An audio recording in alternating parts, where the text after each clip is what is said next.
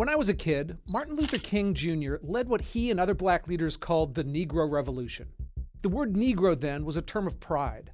But now, if I called somebody that, it might not be a conversation. But why? In the early 1900s, the official medical term for people with mildly low IQ was moron. And the next level down was imbecile, and for the most extreme, idiot. Those were later replaced by mentally retarded, which was replaced by developmentally disabled, and the terms are still evolving. Our language is continually changing, and when it comes to describing so many groups, the elephant in the room is why, how, and who decides why these should change. Hey, I'm Ken LaCourte. I research and explain provocative topics, not for the sake of being edgy, but to try to understand how we live, or in this case, how we speak every day. This one is fascinating. We'll explain why groups change their names, the social, psychological, and political forces behind the shifts. Then, how do they change? There's a consistency to that process that we'll get into. And finally, we'll look at some pushback people have, along with a question that I'm still unsure about. First, let's focus on the winding path of African Americans as a case study. Understanding that history gives us a lot of insight to the whole phenomenon. But wait. Is it Black Americans or African Americans? The best I could find was a 2021 Gallup poll where 58% of Black respondents basically had no preference as to which term should be used. And of the people who did, they were exactly evenly split. So essentially, it's a tie. How did we get here? And no, I'm not getting into the background of the word.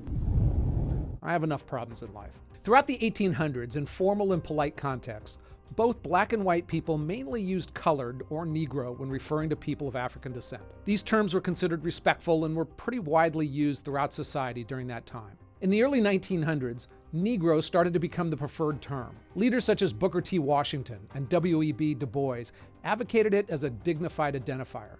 Du Bois in particular campaigned for the capitalization of Negro, which was the Spanish word for black, to signify respect and recognition. Both terms were still used, but by the time of Martin Luther King Jr. and the Civil Rights Movement, Negro was the most common, until it wasn't. In the late 1960s, the rise of the Black Power movement introduced and popularized the term black as a symbol of departure from terms associated with the history of oppression. Activists like Stokely Carmichael pushed it hard, with him saying, quote, "If we had Negro power, nobody would get scared. Everybody would support it, but it is the word black that bothers people in this country, and that's their problem, not mine." By the end of the 60s, Ebony magazine, a major national voice in black media, had switched from using the term Negro to black. And that term reigned completely for 20 years until another activist came along, Jesse Jackson. Jackson pushed for African American. He argued that, like Italian American or Irish American, African American highlighted cultural heritage, not just skin color. It caught on, especially in formal situations, but it didn't erase black from everyday use. Newer terms like people of color or the broader BIPOC tried to unite several minority groups, but they never took off in any serious way. And more recently, after the George Floyd killing, a movement rose to capitalize the B in black, just like Negro had been capitalized 100 years earlier. We're still in a period where the term white and black, it raises a question, like, does that represent the color of skin, or is it really a shorthand for an ethnic heritage? So even now, in modern times, names are constantly changing, even though not everyone's in agreement. Hey look, I research these heavily, but I'm not a history expert and I'm not perfect. If I make any substantive mistake in this video, I'll correct it in a pinned comment below. Okay, so why do groups change their names? What's really behind it? I mean, groups don't rename themselves to confuse other people. There's always something deeper at play. Usually it's about shedding labels that feel like relics of discrimination, asserting pride, or gaining political and social legitimacy. Changing names isn't just cosmetic, it's an act of self-determination. But while those labels came to be seen as insulting, most didn't start that way. I mean, some were, like the word wetback for a Mexican, which referred to them swimming across the river to sneak into the United States. But most terms never had intentionally negative meanings. Nonetheless, over time, they eventually became insults, or at least suggested a limitation. Also, dude, Chinaman is not the preferred nomenclature. Asian American, please. Most evolved over years, but some became insults quickly. The term Jap as a shorthand for Japanese was polite right up until the Second World War, which kind of makes sense. I mean, in the midst of a bitter war, the word Jap was rarely said in a positive way. Overall, a new label can bring a fresh sense of possibility, an insistence that society see you in a new light. And that's as much about psychology as about politics. It invigorates a movement's followers. And sometimes there's a bit of jujitsu going on, with groups taking back words that were once insults. It's a sign of empowerment. For instance, queer was a slur until the LGBT community took it back and even added it to their acronym LGBTQ. We see it with some words I'm still not going to say, or words like dyke, cripple, redneck, and hillbilly. Again, it's psychological empowerment. And finally, I should also mention that there's a personal advantage to the leaders and groups who can successfully make a change. I mean, think about it. If you're the leader who, in essence, named your community, you're the leader, and that position is powerful. We saw this with Jesse Jackson, or with GLAAD, which routinely changes the preferred words and acronyms for the gay community, or Cesar Chavez pushing for Chicano over Hispanic. You know, this was a tricky video to produce. There are landmines all over the place, but I'm glad I did it, and hopefully I'm doing it fairly. If you're learning something here and like this approach, it's a great time to remember to subscribe. Okay, so how? How does this process change? I mean, they don't just pop out of thin air, but they follow a familiar pattern. And it's not linguists sitting around a room inventing terms. The successful name changes almost always start with the activists, then get picked up by the media and institutions, and end with government and legal recognitions. The activists, usually the younger ones, lead the way. Let's look at the word Chicano, which has largely come and gone. In the 70s, young activists rejected the term Hispanic because they saw it as colonial, tied too closely to Spain. Chicano became the political statement. And sometimes there's a tug of war between activists and the academics. Autism advocate Temple Grandin noted that educators preferred the term person with autism because it focused on them as a person who's more than just autistic. But many activists themselves prefer to be called the opposite, autistic, because they considered it their identity. It reminds me of this scene from Shameless. Also, concerning the R word, we have demanded a school policy forbidding students and faculty from using that word. Brothers and sisters, words only have power if we give them power. We must take back the word. Retard. Me-tard, you-tard, retard nation. So something you saw in that clip is also true. There's often a generational divide. Younger people often embrace change more readily, using new terms as badges of cultural identity. It's a youth thing. Look, when I was a little kid, everyone called me Kenny. But when I was 10, I finally threw off the shackles of my past, and I've been Ken ever since.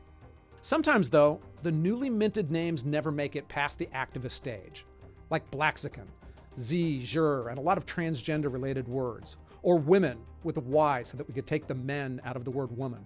The successful words, though, they move to the next level of media and institutional support, mainly academia or sometimes businesses. The media is often the kingmakers of new terminology. Once the Associated Press stylebook gives its blessing or condemnation, a term quickly enters or leaves common language. Now, sometimes those changes are for group sensitivities, and other times they're for raw politics, like changing the word illegal alien and using the word undocumented immigrant, or branding a global warming skeptic as a denier. University and corporations have a similar effect. I mean, diversity officers don't just suggest, they often enforce. They standardize language use, and sometimes that use goes along with graduates into the professional world. But success at the institutional level doesn't always turn into widespread adoption either. Cisgender and BIPOC are common on campus, but have yet to become a regular part of our conversations. And Latinx has been popular in the media and schools for quite a while, but Latinos have roundly rejected it. So finally, the last phase of word acceptance is often when the government itself accepts it. Sometimes it's legislative, like when Rosa's Law in 2010 erased mental retardation from federal law, or in 2016 when Congress unanimously struck the word Oriental from all federal documents, replacing it with Asian American, or when the US Census tries to reflect the modern terms. But let's talk about the resistance. Why do people push back on some of these name changes? Sometimes it's inertia and habit, combined with what I call a "who are you to tell me that" type of attitude.